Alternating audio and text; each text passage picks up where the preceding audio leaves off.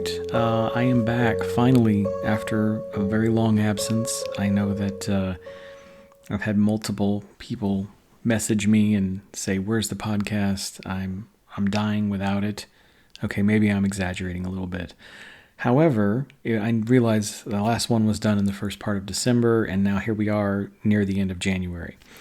There's a couple of reasons for it. One is obvious, the holidays. Usually when there's holiday stuff going on, although this year was obviously not much was going on thanks to the pandemic. I don't tend to do a lot of work like this over the holidays. I consider the podcast work because you actually have to think about what you're going to say and then record it and then deal with any tech issues that you might have. So that's the other big reason, is that I had some tech issues. It's very annoying. I'm pretty good at figuring out tech stuff, but in this case, it was an issue where the microphone and the computer was not matching up, and it basically now it is working. I'm not sure if it's as good as it was.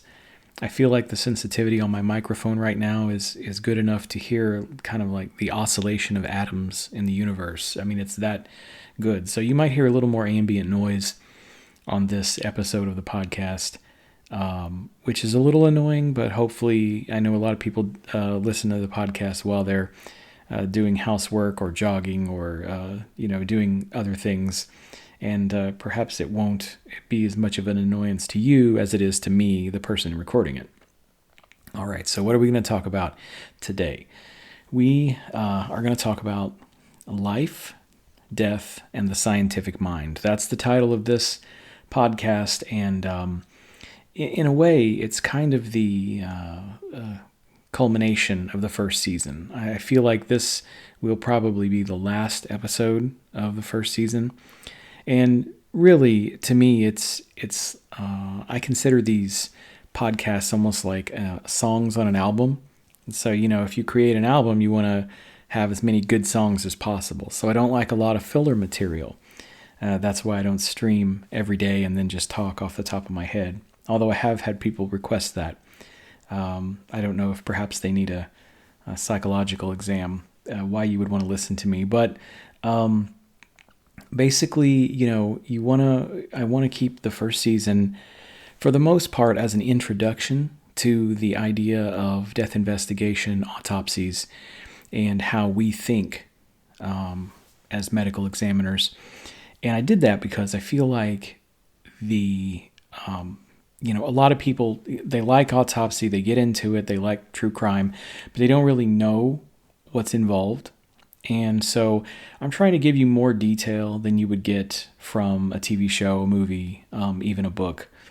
And that's why I decided to do this podcast. So the last one here we're going to do today is not a specific topic. Like last time we talked about carbon monoxide, which, I thought it was kind of boring, but lots of people seem to really like it. So my promise to you is that starting in season 2, which will be probably the next episode, we're going to talk about specific things every week for the most part. And then I'm going to try to put some more current event type stuff in there because, there's a lot of medical misinformation in the world right now. And I feel like I can help in sorting some of that out. And that's really why this episode is the last one. Life, Death, and the Scientific Mind is basically a way for me to talk about how I think about cases, how pathologists or forensic pathologists think about solving cases, and in general, how we use or a person uses science to solve a problem. Because as you know, right now, we have a lot of misinformation in the world, and I think it's sad that there's a lot of people deliberately trying to confuse or sway the opinion of other people with false information. So, it used to be that you could seek out information, find an answer to your question through books or things like that. But now, there's a Facebook forum or a YouTube video for everything. Like, no matter how insane the hypothesis is there will be somebody who can create a video or some kind of meme or something, and it seems to work on people. And so I'm trying to help, not through the lens of the medical examiner, me, on how science is kind of like carried out, because it's really a mentality. When people hear science and they fear science, they're thinking of people in labs with beakers and test tubes and doing all sorts of Frankensteinian type things, but it's really a little more boring than that. Now, so what I'm saying is this episode is more of a philosophical rundown of how things work. As you know, I'm not a philosopher, but I feel like the philosophy of science is something that we should have a little better grasp on, and we don't. And there's a lot of different reasons for that. Some is the educational system. Some is probably the way that people are brought up and taught. I mean, my parents are not scientists at all, and I'm the only person in my family that has a science background in the history of my family. So I guess you could say I'm the first scientist. And so I've always kind of appreciated it. And for me, I don't know if it was a genetic mutation or something, but I always kind of thought that way, even as a young person, a very young child. I always had kind of a scientific mind. So it's not a huge surprise that I ended up in science. I mean, some days I wake up and wish that I was a painter or something, but for the most part, I'm where I'm supposed to be. And I'm going to tell you a little bit about how I do things and about how science works in general with respect to forensic pathology. And so I wanted to give you some examples of how one builds a scientific mind through experiences.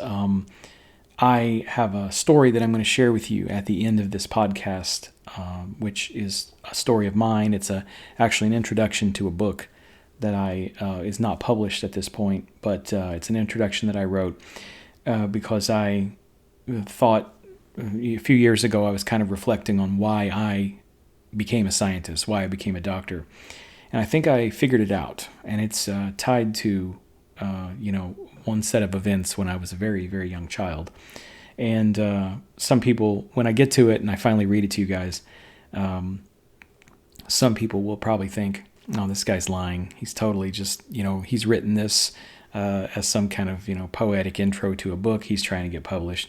Well, that's true. I mean, I would like to be published, but the truth is I have a very good memory. It's difficult to be in this field without a decent memory. My memory is better than average. I can remember very clear experiences from when I was, 4 years old. And the experience that I'm going to talk about is when I was 5 years old. And it stuck with me. It burned into my brain so much that I'm going to share that with you and kind of give you just a little insight on why I am here as a medical examiner. Because the truth is, one of the most common questions I'm asked, the first question is how to become a medical examiner, which is why I made the podcast. And I did that because I get asked so often that, I like to refer people to the podcast so I don't have to continue to ask the question, and people still ask it every day. So it didn't really decrease the amount of questions on getting the doing the podcast, and I was hoping it would people could start there. But yeah, I still get that question. But another question I get, and this was the most common one when I'm in the morgue with somebody who's never seen an autopsy. They say, why did you become a forensic pathologist? Now that's a different question from how. How is a set of rules. It's mechanical. Why is a much more deeper philosophical question. And I have to be honest, I don't like that question because I like to give simple, quick answers. And, a cardiologist might say, well, why did you become a cardiologist? Cardiologist might say, well, I like hearts. Okay, great. But what does a person say when you say, well, why did you become a medical examiner? Well, I like dead bodies. No, I don't think anybody likes dead bodies, and that's their main reason. Otherwise, you'd be like a necrophiliac. So it's a longer answer, and I sort of have to sigh and just give them a really generic answer on, I like to get diagnosis correct and stuff like that. But if you're ever in an autopsy with me, don't ask me why I became a forensic pathologist. I'm going to tell you why in this podcast. But anyway, so what I want to talk about today more specifically is the forensic mindset. So it's a very scientific field of medicine. Okay. Now, in today's world, medicine is very scientific. You go 100 years ago and they didn't really even know what a virus was 100 years ago. Even in the Spanish flu time in 1918, the word virus was used, but nobody knew exactly what it was. There were probably some people back then that still felt that this was some kind of, divine retribution for, sin or something. And the truth is that probably there's a lot of people that still think that today. But, there's an increasingly scientific world in medicine. And I say forensics is one of the most scientific because we have to, you absolutely can't use your gut in this, especially in medical legal cases, so murders and things like that. I've seen cases before where in my soul, I feel like it might be a murder, but I don't have the evidence right there.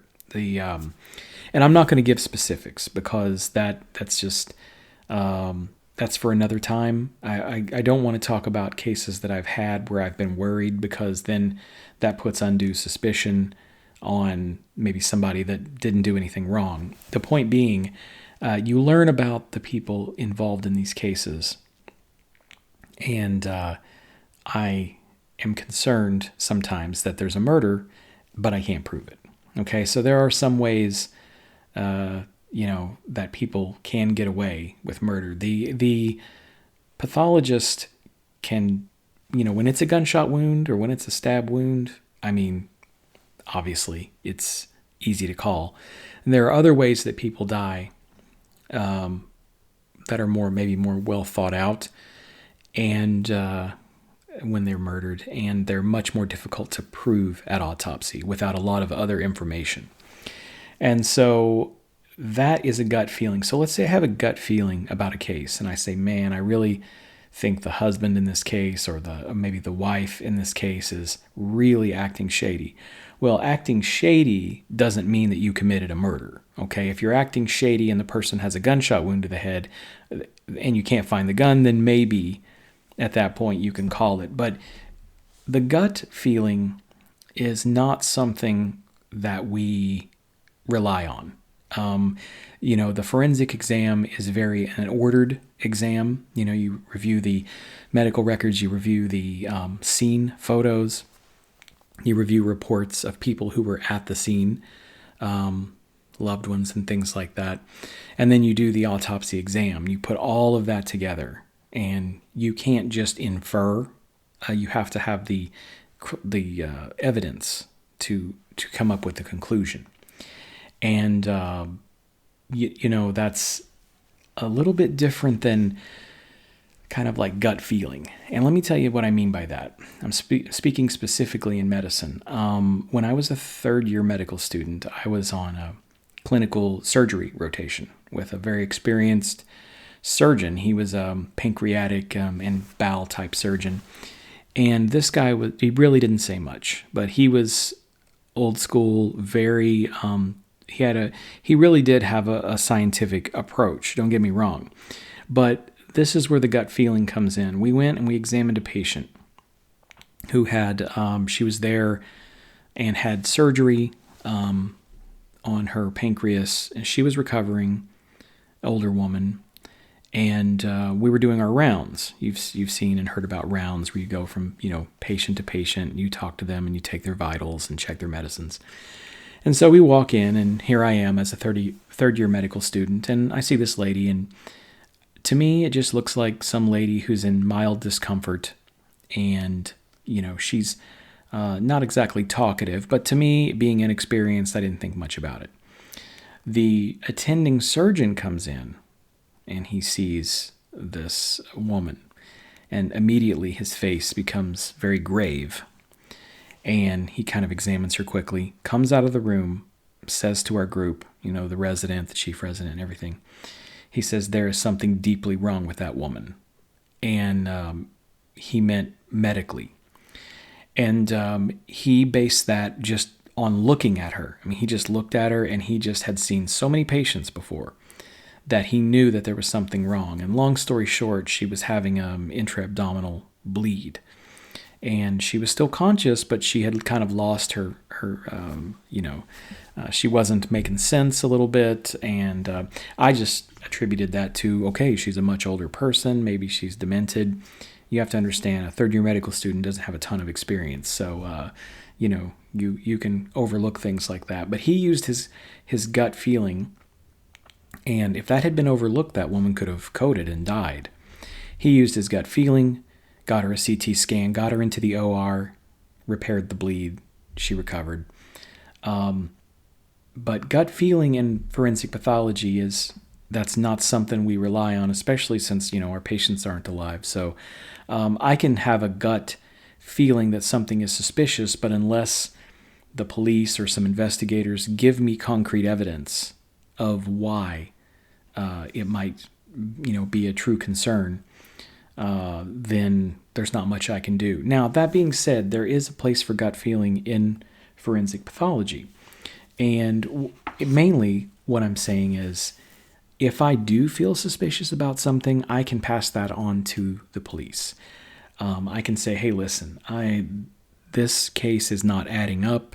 Let's say it's a ligature mark from a hanging, or let's say it's the distance from which a gun was fired. And I say, this does not match up with the scene photos.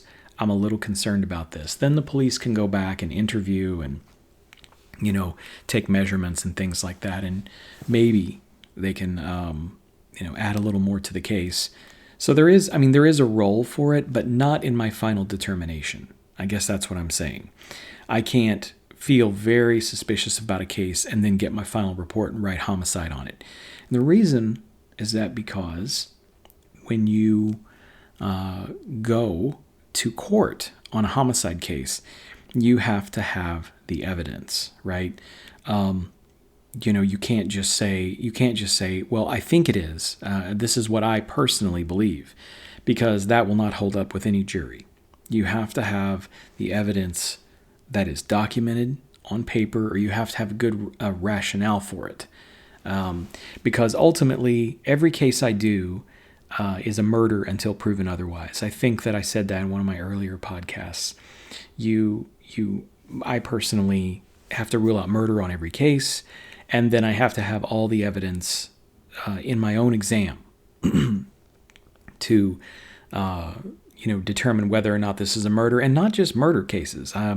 Like for instance, let's say heart attack. I can't just look at a guy's heart and see a 50% occlusion in his left anterior descending artery and say, okay, he had a heart attack, let's move on. Because that's not enough of an occlusion to produce a heart attack. Now, we'll get to cardiac disease, soon when we start talking about specific stuff. And I might have a feeling that this guy had an arrhythmia. Maybe he was working out. But if you just look at the evidence of cardiac disease and people who have sudden death, generally a 30 or 50% occlusion of an artery is not enough to produce that. So there must be another explanation. So, that's basically kind of the idea behind what I'm talking about today. And we're going to get into some different things. It was a little bit of a long intro, kind of, but we're going to get into some things, different kinds of stories and cases and things. And it's a little bit of a medley type podcast today. I think some of the best endings to albums. Remember, I said I feel like my seasons are albums and my podcasts are songs. By the way, I used to be in music a long time ago, and so I kind of think in those terms. And some of the best albums ended with a kind of a hodgepodge type song, right? So take Abbey Road, for instance. Abbey Road, the Beatles, the last, the second side of that album, or the end of the album, if you listen to it digitally, is kind of a number of very short songs together. It's considered one of the best album endings of all time, and one of the best albums of all time as well. And then personally, I was a big Led Zeppelin fan. Their first album, which is just called Led Zeppelin 1, ended with a song called How Many More Times. And that song is like 9 minutes long or something. And it's also a number of little pieces of songs kind of put together, like blues songs. And so I guess fittingly, I'm trying to end my album, with a similar sort of approach. If you haven't heard either of those albums, it's definitely worth giving a listen. So, but like let's do some examples. Let's think about the scientific mind in general, right? Okay, so today we all think we can figure things out, whether or not we're scientists or not. And even those who hate science, okay, and say they hate science, they don't believe in science, ultimately they do have a scientific mind that they selectively employ. So, and that's what you've got. You've got a range of people. You've got people who apply science to essentially everything they do. And they're scientific in every single element of their decision making. And one of the guys I think of who does that, who seems to sort of be obsessed with that, is Neil deGrasse Tyson, the astrophysicist. I think he's a little on the extreme end in terms of looking at everything purely mathematically and scientifically. And then on the other end, you've got people who, they think math and science is evil. It's the antithesis of their worldview, and therefore none of it's true. And no matter what kind of scientific thing is discovered, they will go out of their way to try to refute it. And, it sort of reminds me of that movie Contact, right? Where if you haven't seen Contact, it was, written by Carl Sagan, astronomer, astrophysicist, and came out in like 1996. It's got Jodie Foster in it. I guess I shouldn't tell you what happens, but let's just say that there's an anti-science group in that book, in that movie, and they do something very bad to inhibit progress. I almost spoiled it for you. That would have been really bad, because that's a really good movie and book. So I also recommend that. See, you come here for forensics and you end up with pop culture references. So you can't beat that, right? But the idea is that there are people who see science as the enemy, and then in the middle, and they selectively employ it without even knowing that they're using a scientific mind. And then most of us are in the middle. Okay, we call that a bell curve, where it's shaped like a bell, where there's people who are extreme on the bottom of the curve, extreme on the end of the top of the curve, and then in the middle it distributes into the shape of a bell, where most of us kind of go on our gut for some things, and we go on we go in a scientific approach for other things. Some are more extreme than others, some are less extreme than others. So it's kind of a bell curve. But let's talk about those who hate science and they say, I will never use science. It's evil. It's pure evil. Well, it's hardwired into our brains, so there's really no way to get away from it. And I want you to think about primitive humans, right? In their quest for food and shelter. So I'm not talking about 1,000 years ago. I'm talking more like 100,000 years ago, or even 1,000,000 years ago. And so kind of picture these hungry, human-like, primate-like individuals. They're collecting berries and they're collecting different plants to eat. And then they come to the same place every day. And, they come to the same groves. They start to run out. They're over-picking it. They're saying there's no more berries left. So now, and there's no more of this root vegetable that we tend to eat. So we're going to go and we're going to venture into a different area. They go into an area they've never harvested before, an area of the forest they've never been before. And they pick mushrooms. They pick some mushrooms. They add it for their evening feast. And then later on, food is prepared. And then they eat everything. Some of them eat everything, some of them don't, right?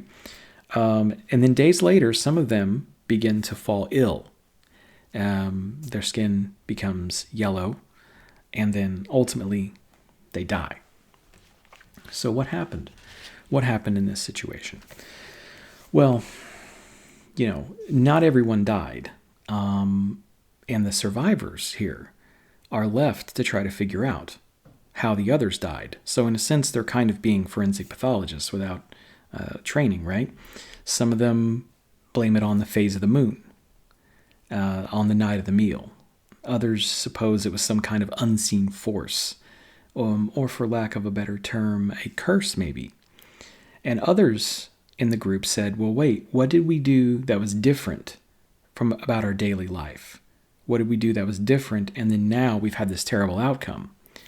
One of these people might have developed this hypothesis from his observations. Now, again, he's being scientific.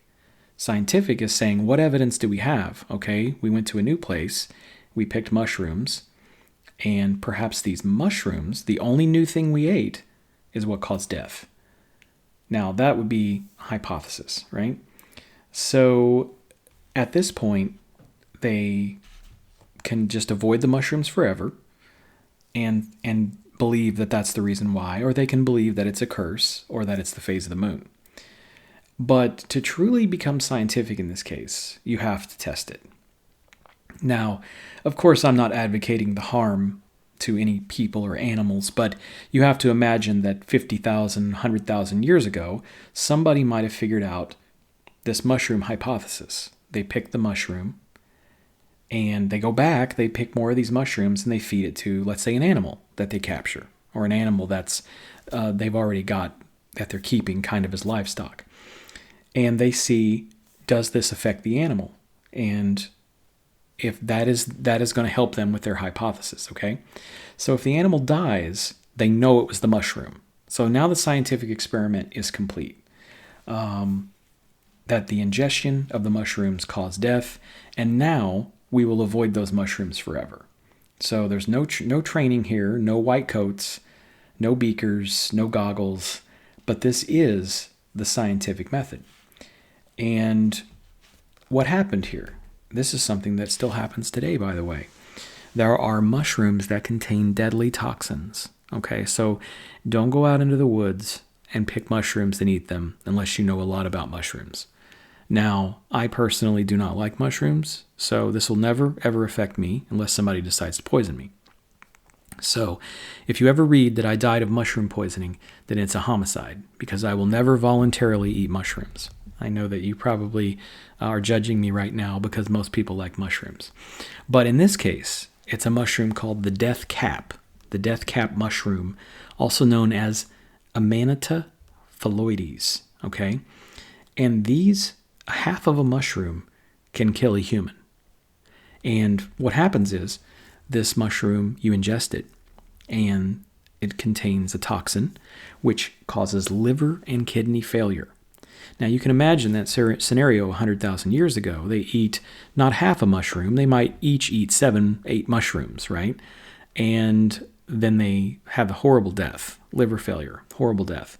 They have vomiting, diarrhea, abdominal pain, 2 to 3 days later. And, of course, you have signs of liver failure. So when I said the skin was yellow, that was jaundice. Okay, so when your liver fails, you have an increase in bilirubin. And bilirubin causes the skin to turn yellow. I see these deaths. I see jaundice-related deaths at least, once every couple of weeks. Had one yesterday, actually. But it wasn't due to mushroom poisoning. It's usually due to alcoholic liver failure or hepatitis-related liver failure. But occasionally, Amanita phalloides will kill people even today. People who are inexperienced will go out and collect mushrooms, these death caps, put it in their pasta sauce, eat it, and then they die. Usually death occurs, 6 to 16 days after eating them. So there's a little fun fact for you.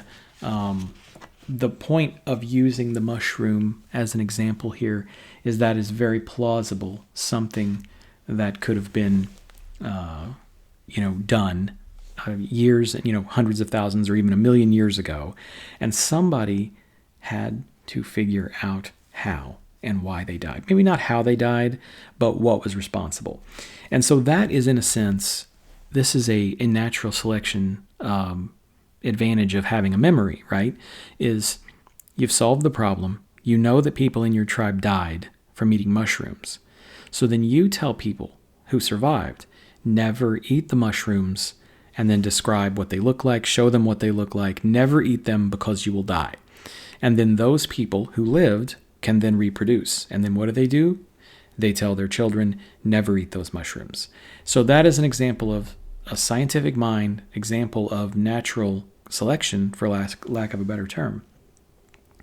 And also on a note on the Amanita, just so you know, I know you're probably thinking, oh, well, they would have cooked them. You're an idiot. No, well, the toxin in the Amanita death cap mushroom is actually heat stable. That's what makes it so dangerous. So you can boil it or cook it, and it doesn't matter. The toxin still works. It gets in your body. It causes organ failure, and you die. So, these aren't the kind of mushrooms, by the way, that you're going to get when you go to Olive Garden or something. These are people who are out harvesting mushrooms on their own, making them for themselves. So just be aware of that. So, but even in a more primitive sense than that, think about the scenario of a person who accidentally touches a hot stove and they burn themselves.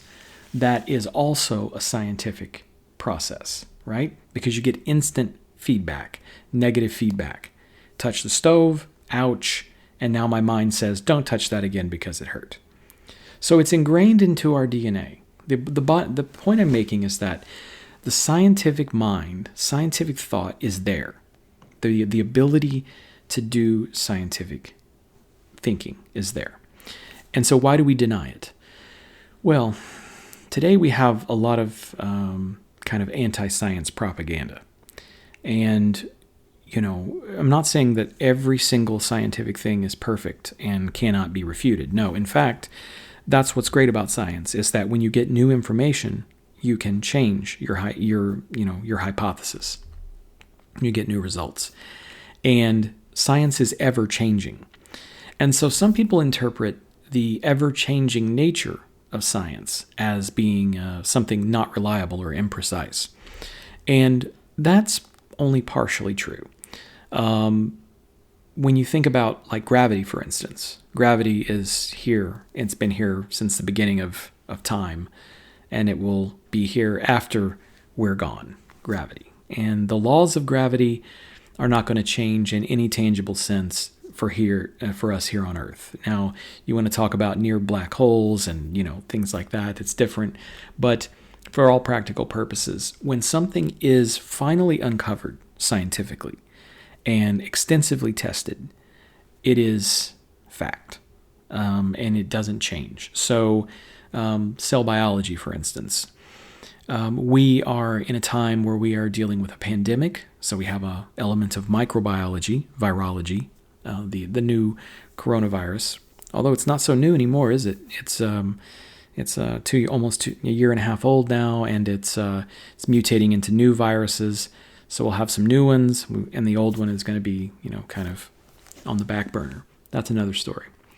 But the point I'm making is that,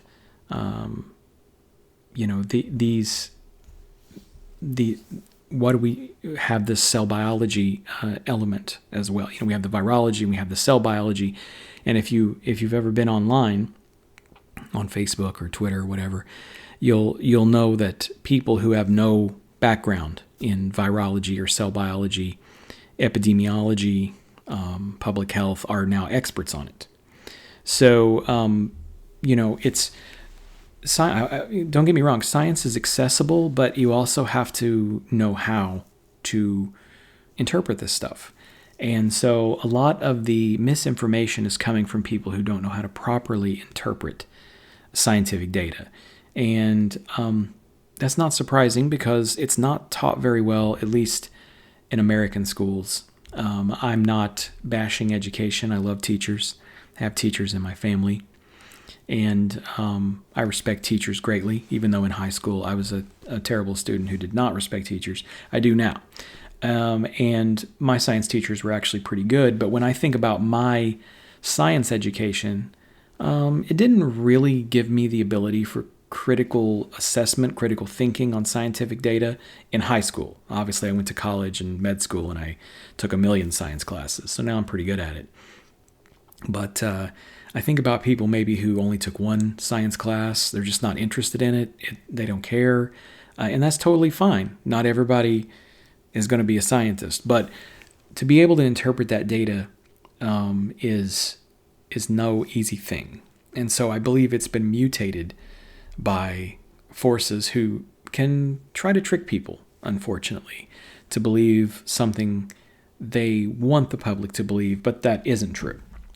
So I've given you, to this point, I've kind of displayed how a scientific mind works. Even for those who don't want it, even those who don't believe in it, it works. And they use it. But what about a real forensic case? Because I know that's why you guys listen. You're like, why is this guy not talking about forensics? I'm not going to subscribe to this anymore. No, we're just getting started. We're just getting started in forensics. I just want you guys for us to all be on the same level. So let's talk about a case. 3-month-old baby is brought in for autopsy. And the history is that the mom works an overnight shift. And while she was gone, she was gone, the dad is out of the picture, the actual biological father, but a boyfriend is living at home in the apartment with the mother of the child and the child. So this is a 3-month-old baby. He doesn't have a job, plays video games online. That's kind of his main thing that he does.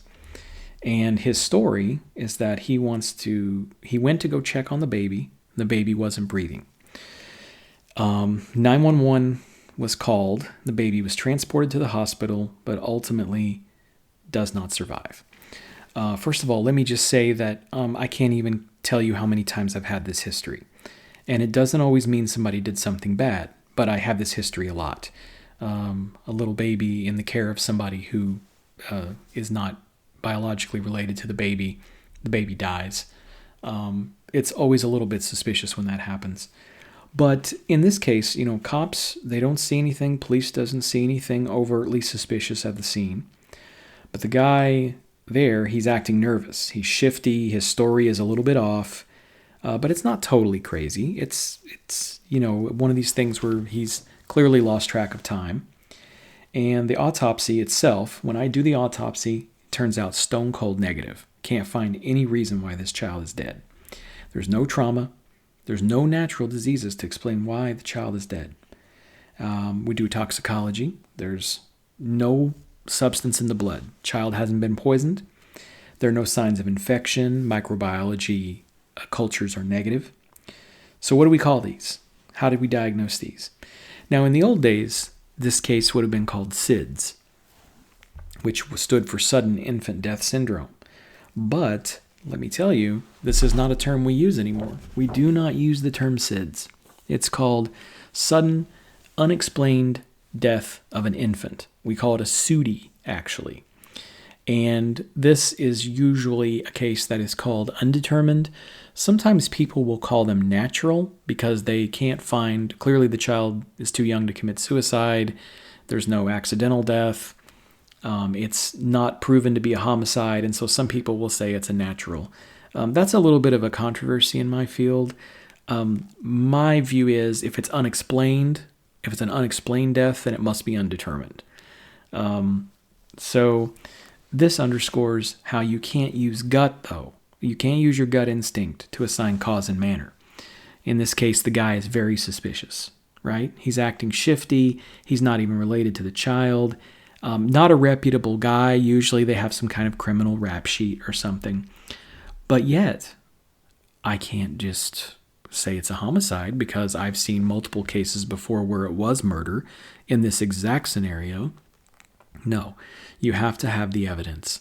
And in this case, it could well have been a death which was, let's imagine this for a second.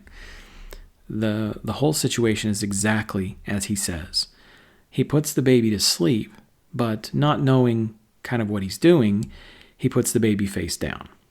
The baby then suffocates because it can't roll over. And really what it's died of is a positional asphyxia, which is an accident. So that, in other words, the airway is blocked by the soft bedding. He finds the child and rolls the child over, because he's going to check on the baby. And he feels terrible about it, obviously. He feels it's his fault, but he conveniently leaves that detail out to the police. And yet, not a homicide. I mean, sure, he didn't know what he was doing. Child dies. It's his fault, but it's not a homicide because he didn't do it intentionally. If I call it a homicide, he gets arrested, he goes to jail, there's a trial, he gets tried for murder. Well, being stupid doesn't necessarily mean you've murdered somebody, okay? He didn't know how to take care of a baby. By the way, I'm not saying he's stupid, because this is a fictional representation of a case.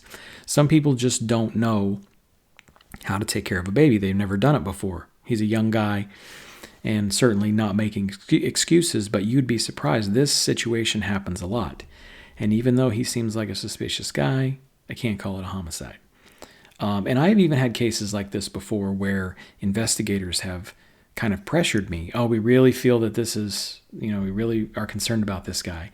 Well, then show me the evidence. Show me the phone records and the computer records where he typed in how to kill a baby or something, how to make it look like SIDS or something like that. Because if I have no physical evidence, there's nothing I can't really do much in this case. Now, in the case I just described, usually I can sort out whether or not it's a positional asphyxia. For instance, if you've got a baby face down, maybe in a pillow or a stuffed animal or bedding, they will have a little bit of drool. They can even develop a little bit of pulmonary edema as they're dying. And then that foam will come out onto the cloth. So usually I have investigators look at the bedding, the cloth, anything there. And if there's a stain on it, then it's, especially if it's fresh, that's suspicious that the mouth and nose was in contact with it. Usually that's pretty good evidence for positional asphyxia. But that's another story. I just wanted to give an example of how, in this case, you can't just go with gut. Now, 50, 70, 80 years ago, did people arrest people based on gut? Well, yeah, they might have. I think there's a lot of people that probably did get arrested in this and tried and even convicted without proper evidence. And we hope that doesn't happen. But unfortunately, no system is perfect. So the idea is that, again, understand that I'm not just a medical doctor. I go to court. And it is on me to provide the testimony and the evidence to secure the conviction. Okay? So in this exact situation, I would not have been able to in court if I had said it was a homicide.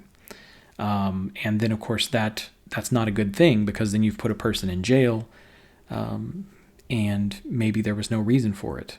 And then you can't defend your findings because there are no findings. So let's move on to another case. It's not as dramatic as a pediatric death, but let's say we have a known alcoholic, 40 years old. He's found dead in his apartment. Investigation shows no signs of trauma or foul play. He's face down, and there are many vodka bottles and beer cans throughout the apartment. The body is brought in for autopsy, and what I find is a fatty liver. Maybe a little bit of jaundice, but otherwise the autopsy is negative. And to be honest with you, I have this autopsy like once a week. It's a person who dies from drinking or from stopping drinking, if you can believe that. So there's no definitive cause of death other than a fatty liver. So how do you call a case like this? How do you sign this case? Well, sometimes additional history can help. So, for instance, if it is a reported from a good source, maybe it's a wife or a brother or someone that lives with him, that he was trying to quit alcohol, cold turkey, he may well have had a withdrawal seizure. This is known as delirium tremens, okay? This is very important. This is a very important outcome of alcohol withdrawal for severe alcoholics, okay? Because sometimes people try to quit cold turkey, but their body is dependent on that level of alcohol. They quit cold turkey and they develop a seizure, and they die frequently from that, especially if there's not someone there to help them. So I have this case multiple times a year where I'm supposed to sort out, is this death due to alcoholic intoxication, or is this death the absence of alcoholic intoxication? Well, in this case, toxicology will be important. So if the toxicology shows a high level of ethanol, that's easy. So it's an acute alcoholic intoxication, and it's an accident. And we see those. Usually we're talking about blood alcohol concentrations above, 0.25, 0.3, 0.35. Severe alcoholics can even get up past 0.4 and still survive. But what if the ethanol level is negative? Well, it happens kind of commonly. So there's explanations. One is that the man was drunk, but not drunk enough to kill him, and the ethanol level metabolizes while he's unconscious, but before he dies, before he develops a heart arrhythmia. Because ethanol is continued to be metabolized by your body. If your liver is, if your organs are functioning, you can be unconscious. You can even, maybe have a seizure or have something like that, even a fall, and then you get the toxin. It's negative if the person lived several hours after the incident, because even though they're not up walking around, their liver is still taking care of that alcohol and getting rid of it. Okay? This is called zero-order kinetics for the biochemists who listen to this, and the toxicologists who listen to this, which they already know that, so they don't need to know, but you do. If you don't know those things, it's called zero-order kinetics, which means that it'll continue to metabolize until it's gone. The second option is that he never had any alcohol in his system, but he quit cold turkey and then had the fatal withdrawal.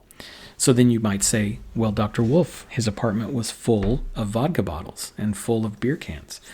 Well, that's often the case. Severe alcoholics aren't often tidy in their house. Those vodka bottles might be 2 months old. So we can't purely go on scene here. We can't purely go on what is seen in the death scene, okay? And this is what I'm getting at with the scientific evidence. You have to go through and you have to find the variable, and then you have to explain the variable with testing.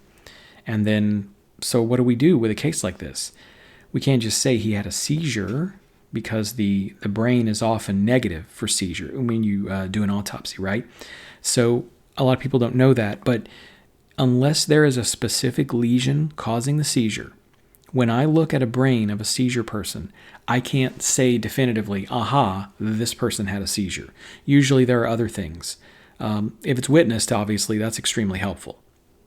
But you see pulmonary edema, cerebral edema, which is not specific. You can see that in many different things. You'll often see pulmonary edema, so lung edema, and again, not specific. Can be helpful to see bites on the tongue, because sometimes people will bite their tongue. And of course, it's kind of urban legend that everyone bites their tongue. In fact, only about 25% of people who have a seizure will actually have a tongue bite. So you can't look at that. So there's no good definitive way. But scientifically, again, all you have here in the case we described is the fatty liver. And if you're negative for alcohol, you sign it out as complications of chronic alcoholism, because we don't know why or which complication killed him. Some people say that altered liver metabolism can result in cardiac arrhythmias, which initial cause is due to the alcoholism. Also, alcohol, ethanol specifically, can be a direct toxin to the heart muscle. Okay, an irritant is the term they use. And you irritate the heart muscle enough, and you can develop an arrhythmia. Okay, so we can't say exactly to the point what killed him in this case, but it's probably one of those two things, and can even be due to the seizure that we talked about. So this is complications of chronic alcoholism, and interestingly, that is a natural manner of death. It is not an accident. It's only an accident when they are actively drinking and they overdose on the alcohol. Okay? So again, we're assuming a lot of things to be true when perhaps they aren't. But the reason, in this case, in many cases, we talk about regular people and we talk about scientists. There's something called confirmation bias.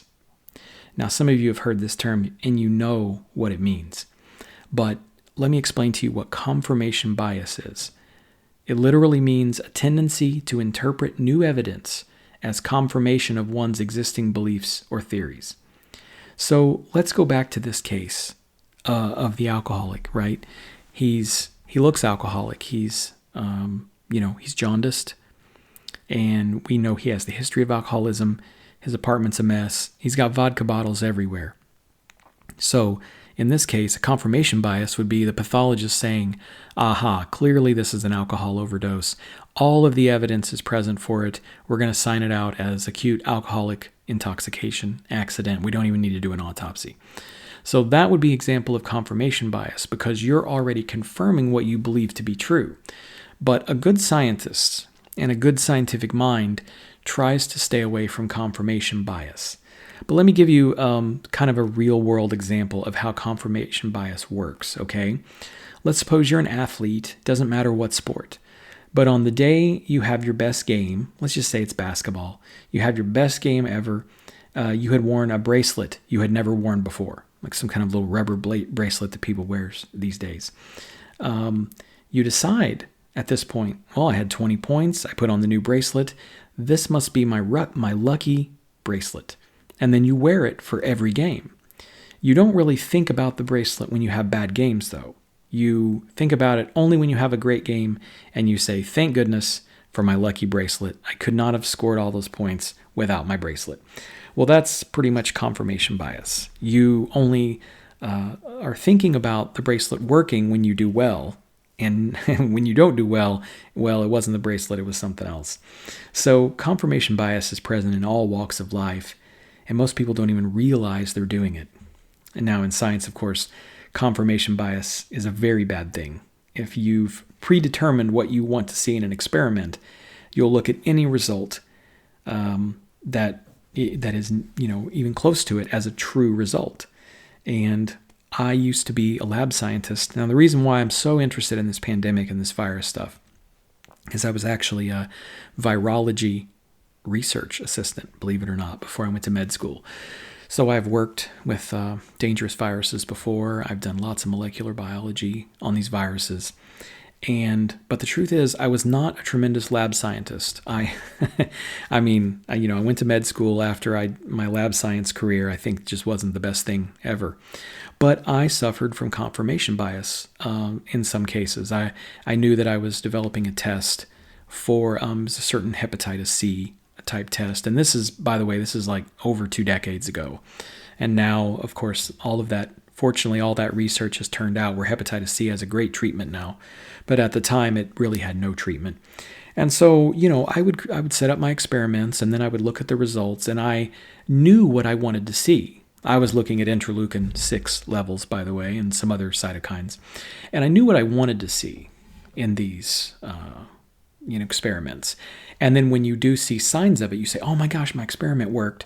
Okay, well, I'm a great scientist now, and this proves that hepatitis C does this and give me the Nobel Prize.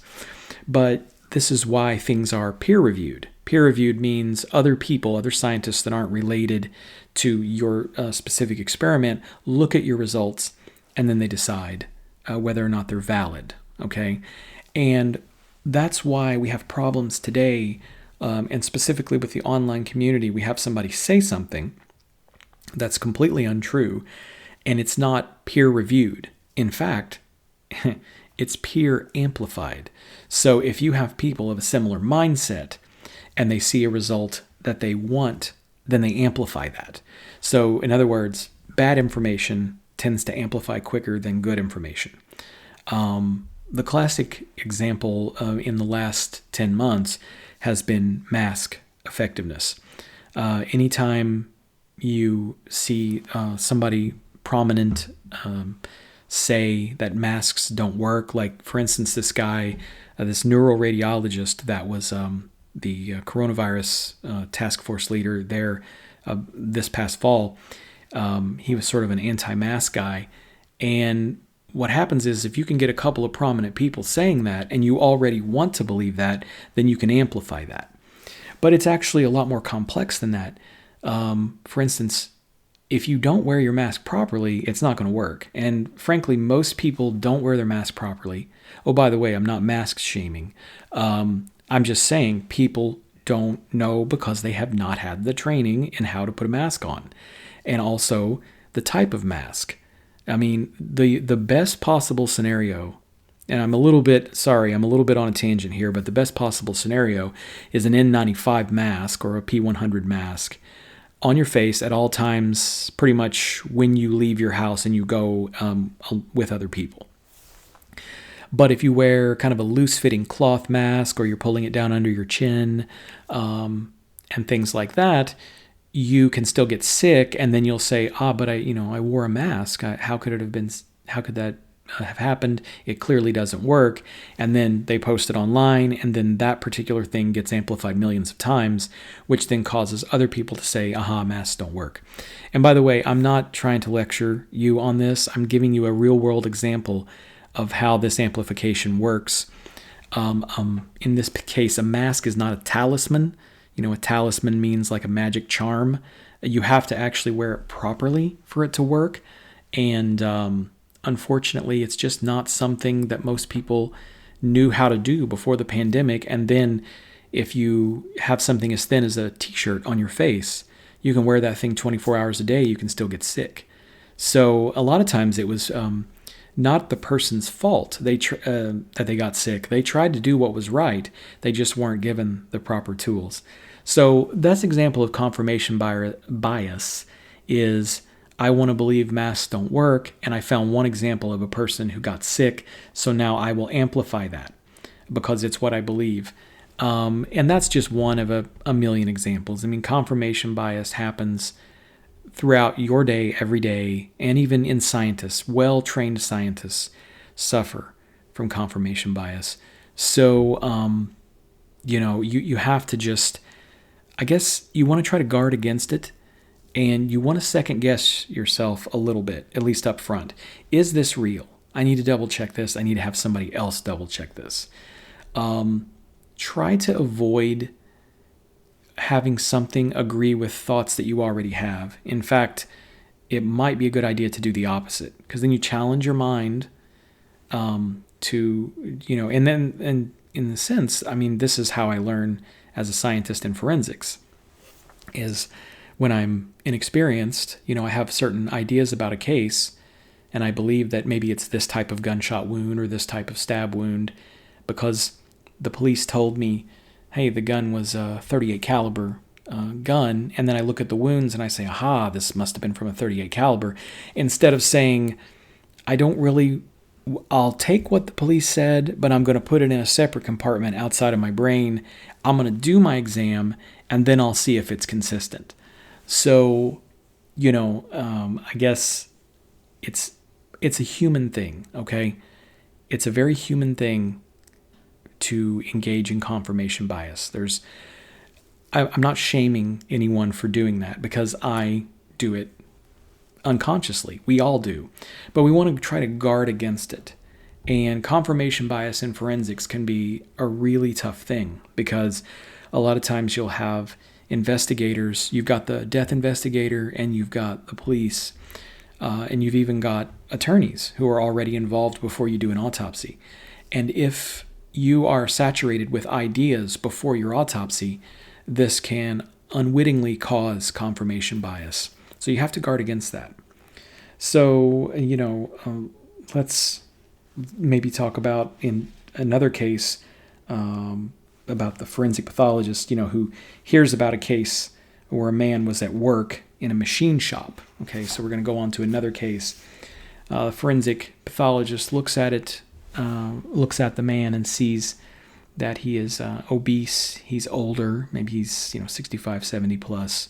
He has a history of smoking, and the forensic pathologist knows before he makes his first cut. He knows in his heart it's a cardiac death without evidence. First of all, workplace deaths have to be investigated. If you listen to my podcast on who needs to be autopsied, anybody who dies at work needs to be autopsied because we have to know whether or not this was a natural process or something related to the workplace itself.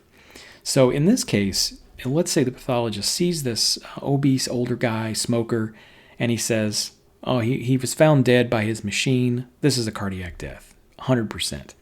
He does the autopsy, and when he gets to the heart, he notices that there is a 75% occlusion of the left anterior descending artery. And this confirms his pre-autopsy beliefs, okay? This was a sudden cardiac death. 75% occlusion in the left anterior descending artery or the right coronary artery is certainly enough to produce a sudden cardiac death. But this is where you have to guard against the confirmation bias. The closer exam and study of this body would have revealed a small burn lesion on his hand, and an exam at the scene revealed an exposed wire on the machine where he was working. So the cause of death in this case would actually be electrocution, which is an accident and possibly related to a problem at the workplace, not a natural death.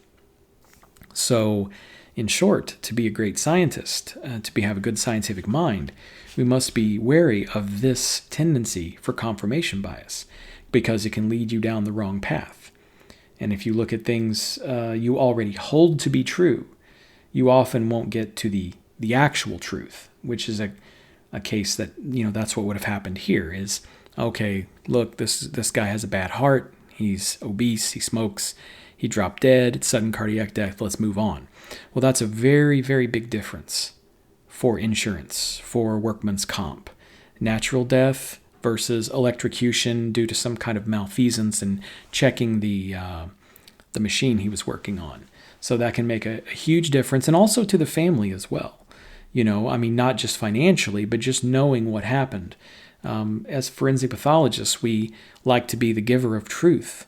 I like one of the best things about my job, truthfully, and I enjoy it a great deal, is giving closure to families. Every now and then, I will hear from a family for which I did an autopsy for one of their loved ones, and they will say, Dr. Wolfe, your autopsy report, your result gave me so much closure. I finally was at peace with the death. And that is the number one reason why I do what I do, because I like to be correct and I like to pass on that truth, free of bias, free of confirmation bias, to the family to give them some kind of closure. Okay? That is the absolute best thing that I do. This reminds me of a short story. This is not this. I am going to tell you another story, but quickly. I was at a party once with some, sort of youngish, but I was still a doctor, and there was another guy there, and he was a neurosurgeon or a neurosurgery resident, I think. And so classically, some of these doctors, they like to be the big man in the room. Right. And so he finds out that I am a doctor, and then he comes over and he asks me what I do. And I say, of course, I'm a pathologist.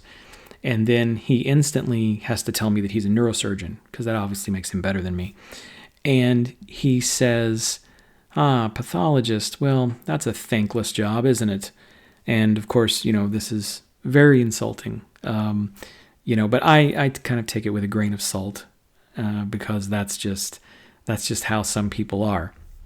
And the truth is, I was never in this job for the thanks. I don't need a pat on the back or a pat on the head to make me feel like I'm doing a good job.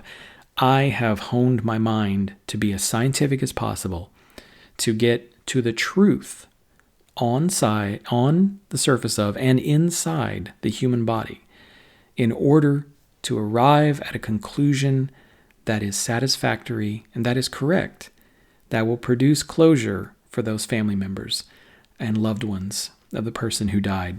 And so that is essentially why I do what I do. But now I want to tell you the story, a very short story that I wrote, introduction to a book. And I want to tell you that I think it's why I became a doctor. and why I ended up becoming a pathologist. Writing a long time ago, maybe a decade ago, and it was about forensic pathology. It was about doing autopsies and being a pathologist, and I wanted to open it up with some way for the reader to understand why I became a medical doctor, a medical scientist. And so I had to do some soul searching. I thought about it for a while, a few weeks, and I tried to isolate the event or events that caused me to kind of have that mindset. Because like I said, we all have a scientific mindset, whether we like it or not. Some of us just more than others. And then what was my predilection for becoming a medical doctor, and specifically a forensic pathologist? And that's why, when I'm in the morgue and I'm working and somebody asks me why, it's just an exhausting thought to try to explain why, because there are many reasons, many layers on why somebody does something, right? And by no means is this event, too traumatic. It's just a memory. It's a memory of mine that I believe set me on the path to where I am today. So I'm going to read this to you. It's a short introduction, and perhaps it'll find itself in print one day. It was a dark January morning, and I was on an overnight visit to my grandmother's house in the countryside of southern Indiana. A fresh coat of deep snow had covered the lawns and fields of Millersburg. Only a sparse brown sprig of wheat penetrated the surface of the snow blanket. In Millersburg, there is no town square, no businesses, and no stoplights. There are just a few white siding and brick houses that line the main highway that passes through the rural farmland. The only visible sign of community was the one-room church with its worn paint and wooden cross high above the entrance door. It was mid-morning, and the air was redolent of black coffee and crispy bacon. The sounds of the morning news faded in and out as my grandmother adjusted the rabbit ears antenna of her small black and white TV that sat atop her kitchen counter. I chased imaginary enemies through all rooms of the house as I brandished a cardboard wrapping paper tube as a makeshift sword. My attention was drawn to a low-pitched buzzing sound that seemed to come from the outside. I paused and listened for a moment. The sound continued to get louder in a kind of undulating crescendo, and it was coming closer. I dropped my cardboard tube and ran to the windowsill, pulling myself up onto a chair to get a better view. What I saw delighted me. A man blazing through the frozen countryside on a snowmobile in the small field just to the south of the house. The machine curved and swooped and roared, creating great waves of snow as the engine revved loudly and the machine sped about. A warmth filled my chest, and I burst out, "It's Pappy! It's Pappy!" Pappy, my grandfather, was to my knowledge the only person in Millersburg who owned a snowmobile. Having not seen him for about 2 months, my excited squeals drew my grandmother out from the kitchen. She peeked into the small room where I was perched on a chair, and then ambled toward me with a slight limp that she always had. I waved my arms and jumped and tried to get Pappy's attention, but he never came. "It's Pappy. Can I go outside and see him?" I exclaimed. She manifested a tempered, almost proud smile, knelt down in front of me, and put her hand on my shoulder. Her ice-blue eyes conveyed a solemn trust. "Honey, Pappy passed away. You know that. That's not him." I felt confused and anxious. Time seemed to slow down. I turned my head to look out the sliding glass door. The snowflakes moved in parabolic arcs against the window, melting into small droplets as they touched the warm glass. I had heard those words before, passed away. He had passed away. Perhaps my 5-year-old mind had translated that into he's gone, but not gone forever, as if he was on a long trip. The words that my grandmother said floated to the floor as I tried to comprehend their meaning. There was a feeling in my chest as if I had taken in too much breath, or perhaps too little. I fidgeted and avoided eye contact with her. The hope I had that he could return was now dashed, albeit in the softest possible way. This feeling was loss. As I looked out the window, the rider and his machine seemed to float like an apparition over the snow. something that could be observed but never touched. The buzzing sound from the engine got more distant, and finally, the man was swallowed up by the white winds that whipped across the fields of Millersburg. The memory still plays out in my mind like the remnants of a dream. The concept of his death began to rapidly condense in my mind as I began to string together the fragmented memories of the previous 2 months. I remembered hearing discussions about sickness, pain, bleeding, and something called chemotherapy. I remember another family member picking me up from school, and I heard her say those words, "passed away," to my teacher. As I looked back over my shoulder and out into the snow, the weight of the world pressed down on my small body as my mind connected the dots. I finally got it. He's not coming back, ever. This was no longer about sickness, hospitals, or the process of dying. This was death. I did not cry as I tried to make sense of this revelation. At the time, there was only the profound silence of realization and the new, uncomfortable feeling of helplessness that comes with loss. With few words, I went back to playing as children do, and I did not speak of that event again. Now, certainly, I could not have known the weight of that event when it happened in 1980. In all, watching the man in the snow was probably about 5 minutes, but its impression was lasting. There were too many questions that did not make sense. In my mind, I kept thinking the back pain that he had was somehow related to getting cancer, or that the Lifesavers candy was the cure for not feeling nauseous because he used to only eat Lifesavers because he couldn't keep anything else down. The many unanswered questions surrounding the nature of his disease and his death was undoubtedly a stimulus for discovery and a deep curiosity of science within me. Even as a child, I searched through medical books to try and make sense of how this disease took his life. And that disease was actually what was called at the time multiple myeloma. Today they call it plasma cell myeloma. It's a type of cancer of an immune cell called a plasma cell. This is the type of cell in your body that produces antibodies, actually. And if you produce too many of them, you get the plasma cell myeloma. It fills your bone marrow, and it does a couple of different things. It makes your blood very thick because it's full of protein because of all the antibodies, and it crowds out all of the other cells in your bone marrow, white blood cells. If you crowd those out, you don't have an immune system anymore. And red blood cells, if you crowd those out, the cells that make red blood cells, then you get severely anemic. And then platelets. So the cell that produces platelets is called a megakaryocyte. And if you crowd those out, you get what's called thrombocytopenia, which means you bleed. So these people tend to bleed to death, or they get a horrible infection and die.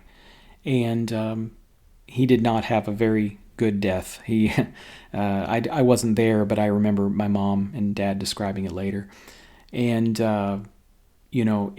it was that realization, that moment of finality for me, I think that made me very interested in why people die. And then the specifics of the disease of plasma cell myeloma and other diseases and why people die made me very interested in pathology, which of course literally translates to the study of disease. And so that's it. Life, death, and the scientific mind. I feel like this is the appropriate end to the first season, or the first album, as I like to think of it. And I hope you learned something. I hope we're all on the same footing now so that we can go forward. I can now start to talk about more specific things with forensics. I think season 2 will probably be very popular, and if I continue to do it after that, because we're going to get down to the sort of meat and bones, pun intended, I guess, of forensic pathology. So I hope you enjoyed this. It's a little longer than normal, but I figured with a 6-week absence, that's the least I could do. And I hope to get my next episode up quicker than last time. I can't really go 6 weeks. I need to get them up quicker, right? I've got some specific things I want to say about the science around the COVID vaccines and also how some autopsy stuff about the virus and things like that. So I suspect that'll be kind of a quick mini episode that I'm going to put up soon. Hopefully that's the next one. And if you have any questions, you know how to reach me. I also wanted to say, if you've made it this far, which I don't know who would listen all the way to the end, but if you've made it this far, my Instagram page, which is probably my most popular social media offering, is called Anatomy and the Dead, and there's an underscore in between each word. That might actually be getting changed to Knife After Death, because that's sort of becoming my brand at this point. And so I think it'll be easier for people to find and put together. We'll see how that goes. I know my previous podcasts, I had announced it as Anatomy and the Dead, so it might be difficult for people to find if I change the name. So we'll see how it goes. At any rate, thanks for listening this long, and I hope to talk to you soon.